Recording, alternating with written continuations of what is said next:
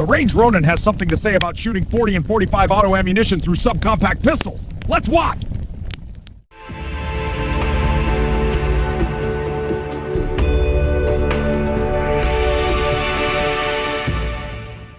Fully endorses the safe operation of firearms and that firearms must be handled responsibly at all times. Any firearm used for this presentation has been checked and rechecked to ensure safe manipulation of the firearm during any video production.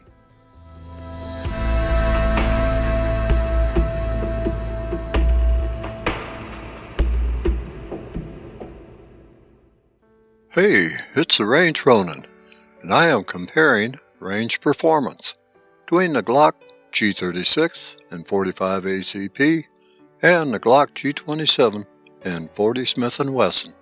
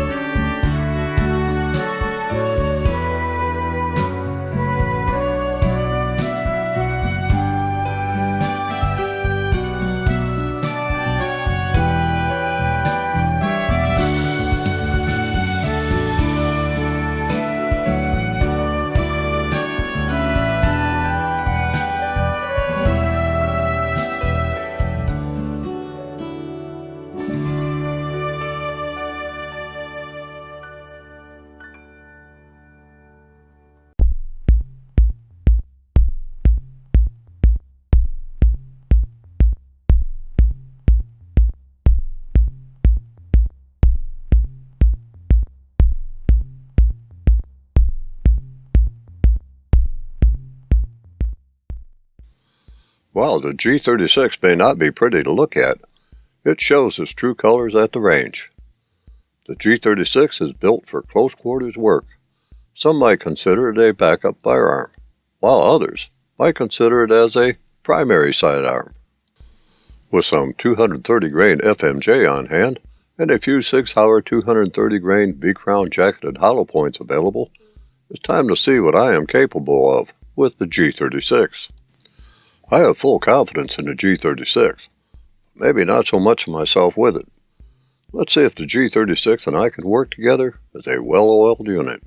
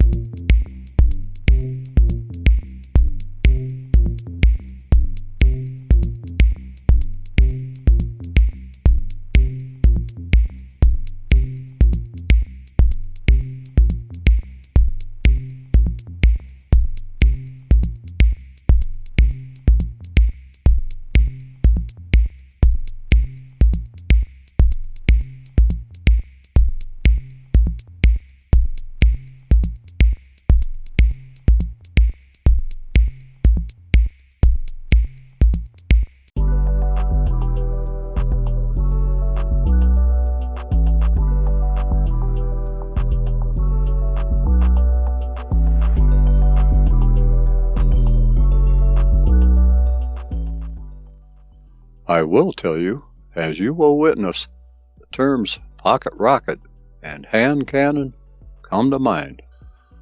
With me today, I have some 180 grain Spear Lawman TMJ, which I will start with, and a sampling of Nosler 180 grain jacketed hollow point rounds for defensive load evaluation. Obviously, these are only a small sampling of 40 Smith & Wesson ammunition currently available. It should be enough for you and I to figure out what the Glock 27 is going to tell us. While I would like to send some 165 grain critical defense downrange, that is reserved for my carry Gen 5 Glock 23, and which does well in my Glock 22, and also in a Springfield Armory XD40. So let me get to it, and in my usual fashion, I'll make comments as I progress, and also provide a brief synopsis at session's end.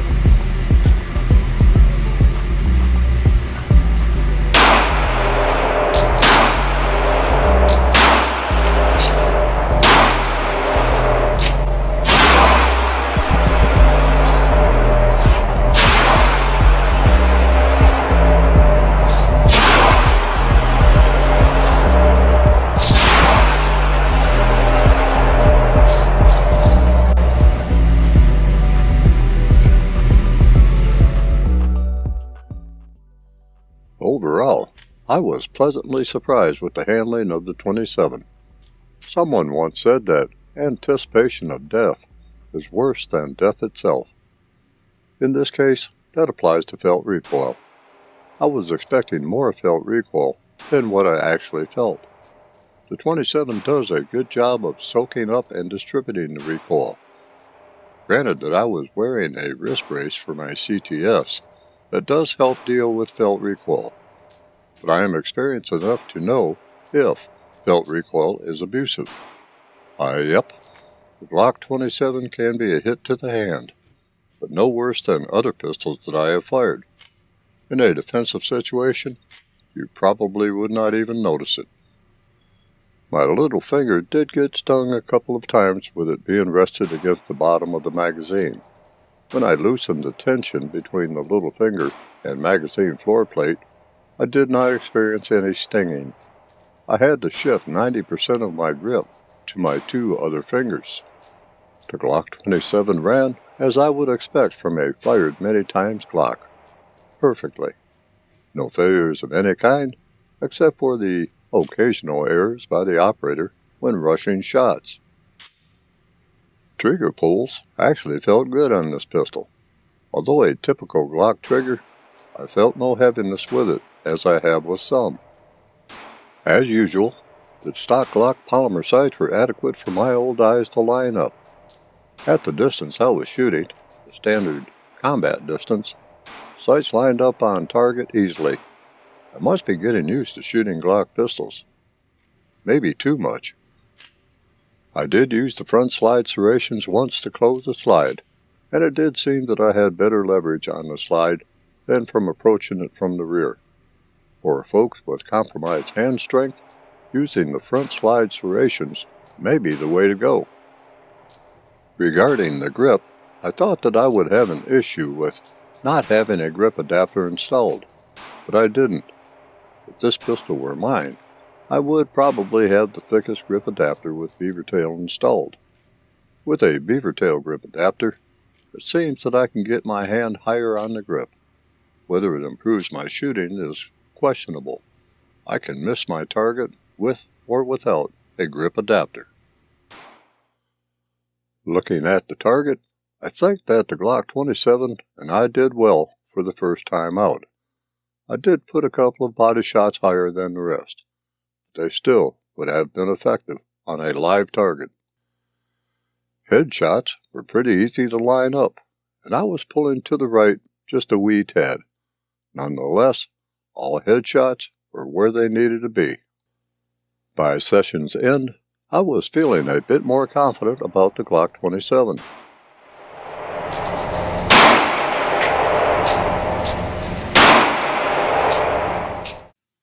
Well, it has been an interesting experiment between the 40 Smith Wesson and 45 ACP ammunition, fired through a subcompact Glock G36 and G27. The results are pretty similar. What it is going to come down to is how each pistol feels in the hand when firing these calibers. Now, I have to admit to being a fan of the 45 ACP, but I do respect the 40 Smith & Wesson. In fact, I have carried pistols chambered for both, but honestly, I prefer to fire them in larger pistols, like a 1911 or Glock 23 or 22. But that's just me. I hope that you found the presentation interesting and informative, and I hope to see your return for more of my firearm and firearm-related presentations. Until we meet again, and I hope that to be soon, stay vigilant, stay armed, and stay safe wherever your journeys take you.